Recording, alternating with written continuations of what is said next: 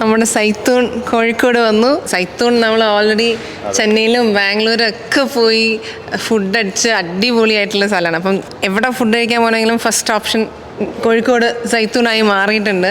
ഈ പറഞ്ഞ പോലെ ചെന്നൈയിൽ പോകുമ്പോഴൊക്കെ നമ്മൾ എപ്പോഴും ഒരു ബക്കറ്റ് ലിസ്റ്റ് പോലത്തെ സാധനം വെക്കുമല്ലോ, നമുക്ക് ഇന്ന കാര്യങ്ങൾ ചെയ്യണം. അങ്ങനെ എപ്പോഴും സൈത്തൂണിൽ പോയി ഫുഡ് എന്തായാലും കഴിക്കും. അവിടെ ചെന്ന് ഇവരെ കാണുമ്പോൾ തന്നെ നമുക്ക് ഭയങ്കര ഒരു വാംത്താണ്. പിന്നെ അവിടുത്തെ ഭക്ഷണം ഓരോ തവണ ഓരോ ഫ്യൂഷൻ നമുക്ക് പരിചയപ്പെടുത്തി തരും.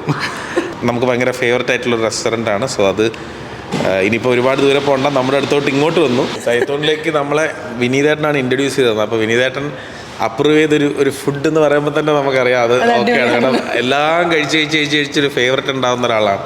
അപ്പോൾ ഇവിടുത്തെ ബിരിയാണിയും അവിടുത്തെ അൽഫാമൊക്കെ വിനീതേട്ടനൊക്കെ ഭയങ്കര റെക്കമെൻഡ് ചെയ്ത് നമുക്ക് തന്നിട്ടുള്ള ഒരു കാര്യമാണ്. സോ അതുകൊണ്ട് എന്തായാലും കോഴിക്കോടുകാർക്കൊരു പുതിയ ട്രീറ്റായെന്ന് വിശ്വസിക്കുന്നു.